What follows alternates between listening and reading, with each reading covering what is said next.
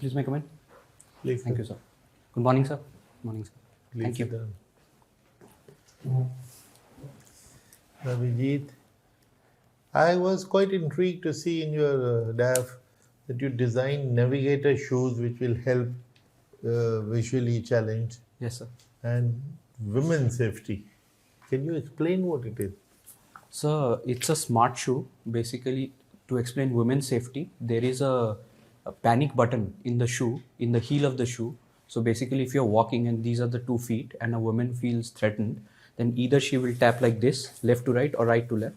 And then via the phone, alert message will be sent to a loved ones. And so regarding the visually challenged guidance, there is an ultrasound sensor that we installed in the front of the shoe. So instead of using a guiding stick, a person who is visually challenged can use it for avoiding obstacles in front of her or him. So that is the other feature. So has it been used or you just... No, sir. We did it in, we tested it in the Rohini. There is a blind school and it was quite successful over there. So people have abandoned their stick and they have started using this shoe. They were able to do so when they wore the shoes, sir. But suppose the obstacle is above a certain height, will the shoe capture that also? Any obstacle that is in front, the shoe will be able to capture, sir. And at what angle? What degrees? Sir, I think if it's more than 45 degree, then if the shoe and the ground angle is more than 45 degree, then it will be able to capture. So any obstruction higher than that, there is no escape from that. Yes, sir. Would you like to improve your shoe therefore? Yes, sir, but we did not pursue it further after that, after So college. did you discuss it with a commercial production house? We did, sir. There were quite a lot of challenges. It was only a proof of concept sort of a thing that we had developed as part of the competition. There was another feature also, hands-free navigation thing. We tried to go forward with a patent for it in India, but we later found that there is an American company called Lechel who has a patent in India for it. So we could not do it. So how much does it cost, this one shoe? So for us, it's a proof of concept. It cost quite a lot of money, but we were thinking that if one thinks of commercializing it, we would commercialize only the sole of the shoe, and you can fit it inside any shoe and possibly convert it into a smart shoe. So not more than 1,500 or 2,000 can be the cost of that. But that's a very ballpark figure. So you haven't had a serious discussion with any organization which may take it forward? We did have a discussion, but it wasn't fruitful, I would say, sir. Why? Sir, because there were multiple challenges that were faced. First, what you pointed out, that the height, specifically from the blind avoidance perspective, the height, and there are other practical challenges because of which it was sort of restricted only to a proof of concept and a college competition level, sir. So, no, but it is such an interesting innovation. Why didn't you take it forward? So we tried to make take those improvements yes, in the light of the feedback, improve it, and take it to a commercial level. So one of my friends who is there, he has a startup today. He is trying to bring a what's it called, the glove, which has the ultrasound sensor, and he's thinking of commercializing that, sir. Because he found through testing that rather than the shoe, a glove is a better option. Have you heard of the organization called the Sight Savers? No, sir, I haven't. The Royal Commonwealth Society for the Blind? No. I have heard of the second one, sir. But second one and the first one are the same. Okay, sir. With 2 names. Okay. Thanks, sir. All right. Thank you. I'm still stuck with this, your innovative shoe. Yes, sir. I think that there are 2 aspects to this problem.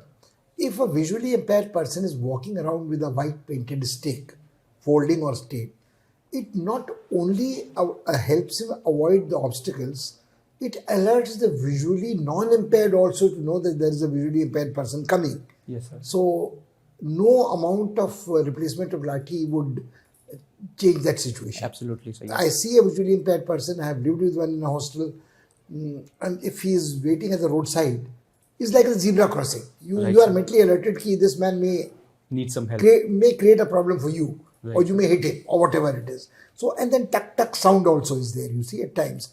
and he does it in all directions. So, and it doesn't cost too much. So I think the major flaw A is there, but we'll continue with this, not with your innovation, because we have moved out of innovations, Texas Instruments to civil services. And I noticed from your DAF that you have taken a physical hit yourself from 1,40,000 plus salary a month to something lower, and you did not do it for more than 3 years perhaps, and devoted yourself whole time to the civil services. And you are from Siliguri. Yes. Now my second question is related to it, because the Honorable Chairperson asked you a lot of questions about patents. And you know, as an engineer and who's been applying for patents, there are these predatory patents which an American company might have launched in an American thing which is applying in India, and Indian patents would not have a meaning. But I'm taking you to the slightly different category because of your Siliguri-Darjeeling connection. Right, sir. There is something called a geographical indicator. Right, sir. And one of the major geographical indicators in India was the Darjeeling tea. Now, what was the uniqueness of the quality of the product called Darjeeling tea which justified the geographical indicator tag for Darjeeling? And how does it relate to a patent, a scientific invention, sort of speak? And what is the difference between the two, and what is a category which combines the two? So as far as I know, there are two special features about Darjeeling tea. One is the distinct muscatel taste of Darjeeling tea. You are coming in greater detail.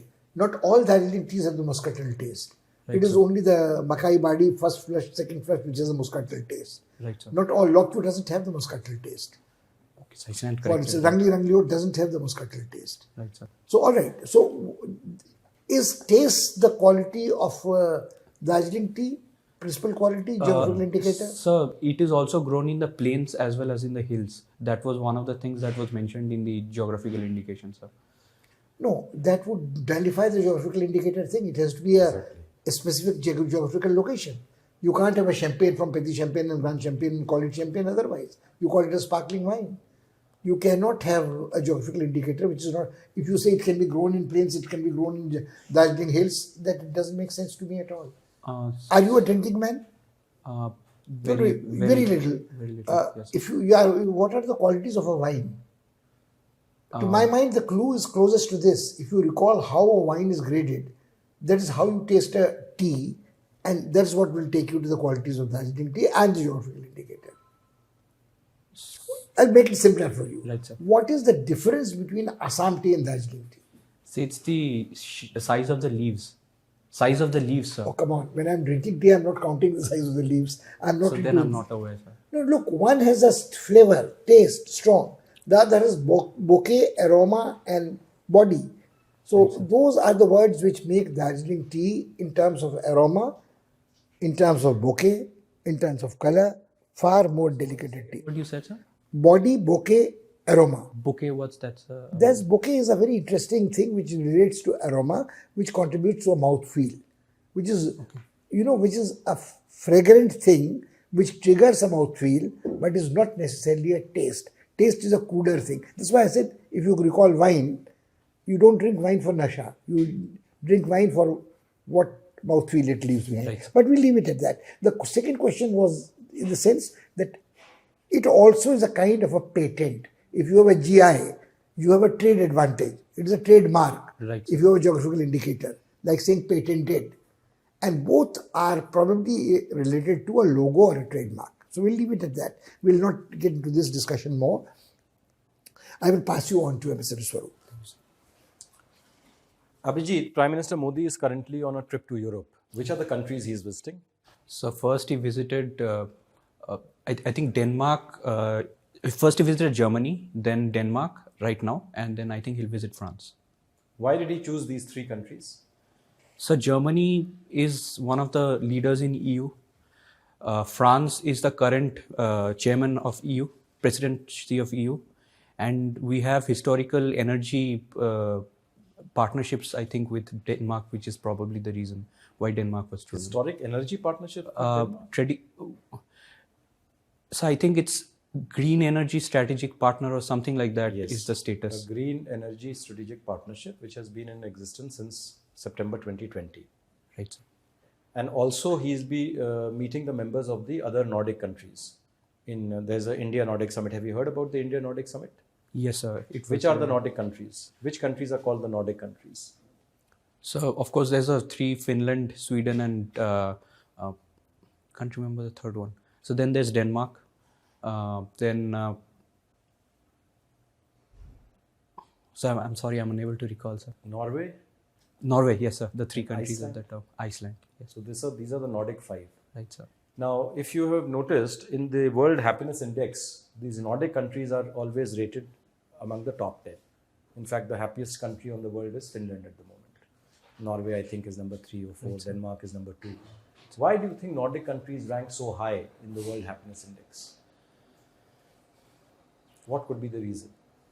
So they have good socioeconomic indicators.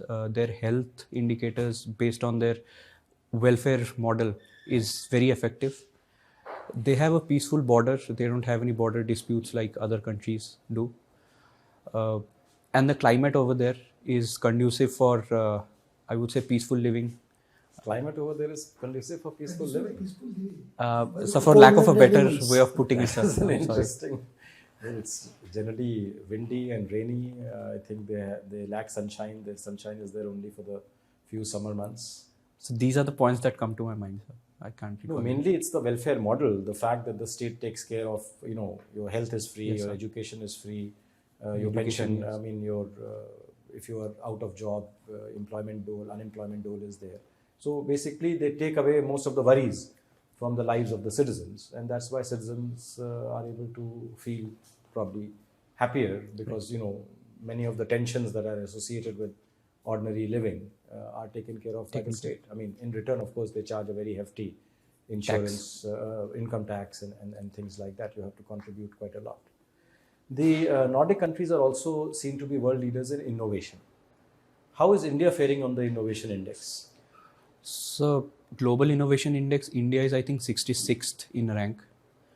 And it is said that while innovation inputs in India is not that developed, innovation outputs is relatively better developed. Through the startups. So the startups, we recently had 100th unicorn in India.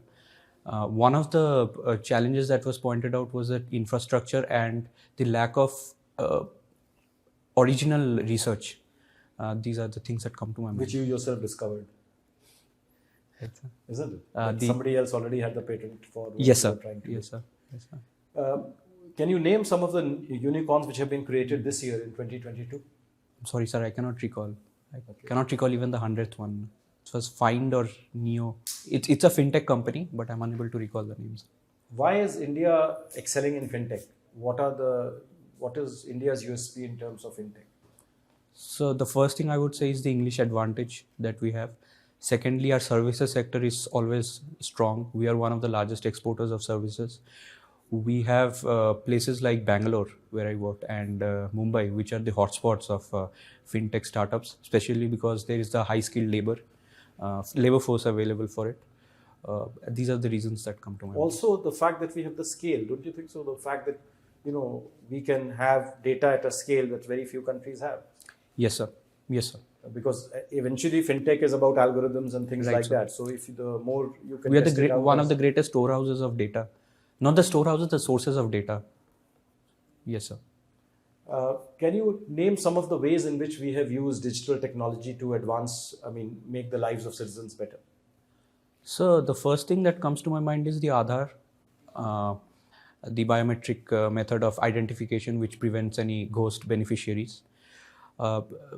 Payments, UPI, RuPay, not only in our country, but also we have extended it to other countries also. So that helps in our diplomacy. Which are some of the recent countries which have adopted RuPay? So UAE has adopted the UPI. Nepal has adopted RuPay. These are the two that come to my mind. And so regarding digital technologies,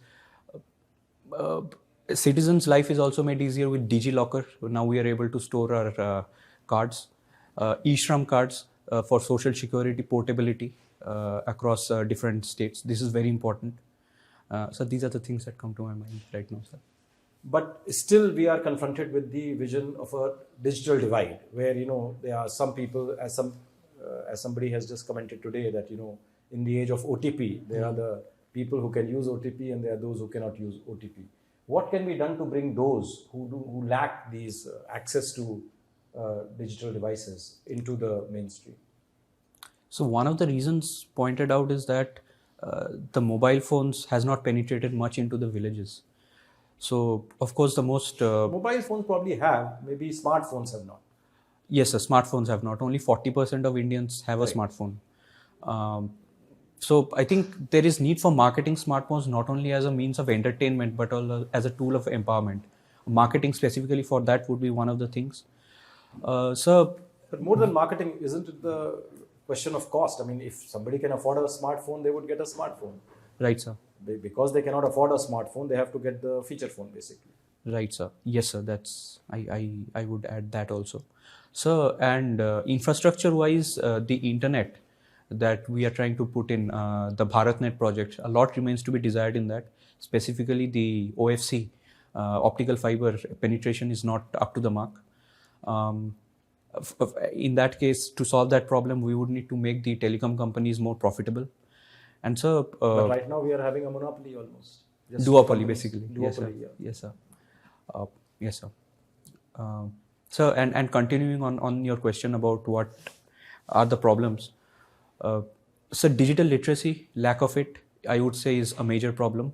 So, if schemes like Disha or National, I'm sorry, I'm forgetting the name. These schemes should be accelerated and should be done at a priority basis, I would say.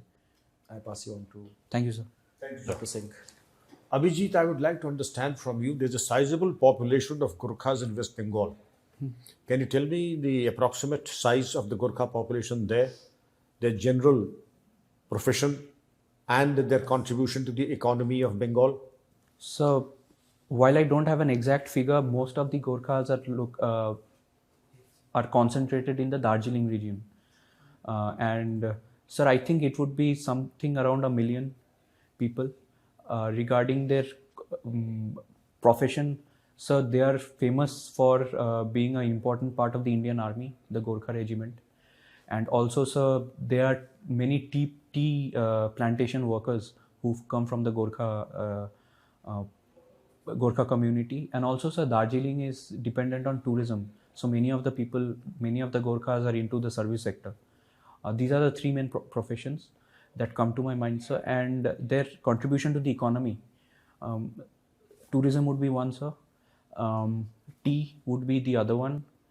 And so that is what comes to my mind actually, sir. Abhijit, tell me, you must have heard the Gurkha Jan Mukti Morcha Yes, sir. agitating for Gurkha land. Yes, sir. If they are just about 1 million, or they're just about the contribution does not seem to be very, very promising. What is this demand about Gurkha land and what is its potential? So the demand about Gorkha land is an historical one, right from 1907. So if we analyze this from a multi-sectoral perspective, You go back to geographical. 1907 or 2007? No, sir. 1907, before the Modelamento reforms, the demand for a new state had arose. But in 2007, in recent memory, the agitation fueled up because of the Prashant Tamang, who became Indian Idol at that time. So that was capitalized. And then in 2013 also the thing flared up more. So geographically speaking, their demand makes sense. Ethnically speaking, culturally speaking. In what way? Please, you have said something very, very significant. Yes, sir. In what way is it there is a promise or merit in their asking for a homeland? So geographically, it makes sense. How? Because it's a geographically distinct area, the hills region of Darjeeling. Even culturally, they have a separate language. Their dance is different. Their food habits are different, and their racial features are also different. They come from mainly Mongoloid. That is where they have a distinct identity there also. So the problem comes in administrative and economically. Because if we see administratively, the Gorkha Janmukti Morcha led agitation led to the Gorkha Territorial Administration, GTA, under the 6th schedule. That has not been much effective since 2011. And today there is multiple statements, even within the local population, about its effectiveness. And even, sir, economically speaking, tea and tourism, which are the mainstays of Darjeeling economy, there's a concern that it's not enough to run a state treasury as such for a new state, sir. So I would say on balance that the demand is not feasible in the long run, sir. I would say that, and keep it at that, sir. Okay, there's also a lot of talk of illegal Bangladeshi migrants in West Bengal. What would their figure be, and what is their work in or profession there in West Bengal? So again, I don't have an exact figure. It should be around less than 5 lakhs, sir, is my guess. So, but I do not have an exact figure. So this has been going on right since independence. It grew up in the 1971 wartime. So their contribution to the economy, I think that you asked, probably, sir. I'll recast the question. Yes, sir. What are they working in? How are they working just now? What is the main profession? So they are mostly given refugee cards based on which they are able to get informal jobs, sir. So I would say the informal sector is where they are working mostly. They have the refugee card and they have the voting rights also, or they don't have voting rights? Sir, I don't think they have voting rights, sir. They don't have the voting rights.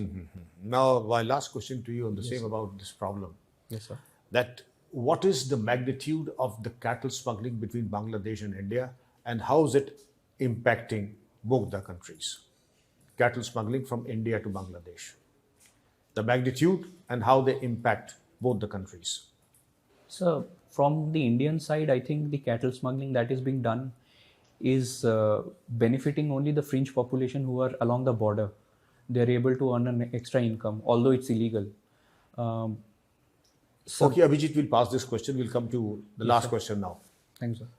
Since we got stuck in my last question, we'll have another last question. And the last question is, you are very focused and concerned about women's security. There was a talk of anti-Romeo squads. You must have heard of anti-Romeo squads in Uttar Pradesh.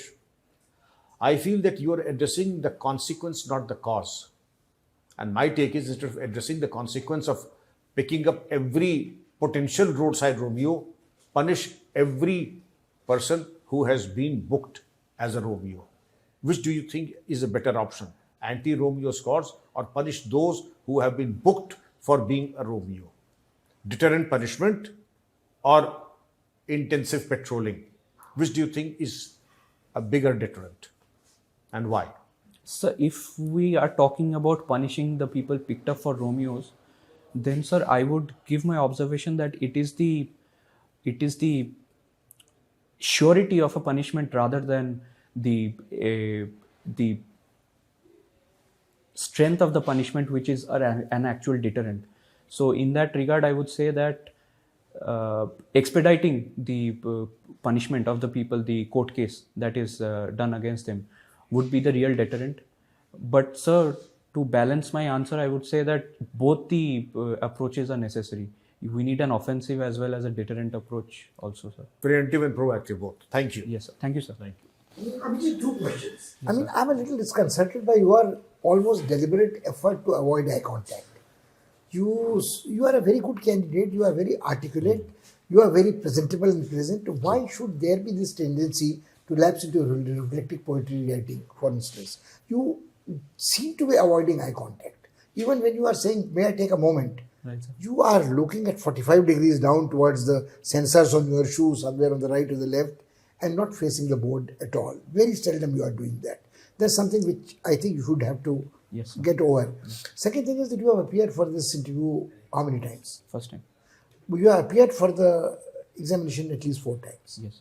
What has gone wrong with a person of your intelligence, your articulation? I mean, articulation has nothing to do with written answers, but obviously you have command of language and so on. How have you not made it to the interview before this?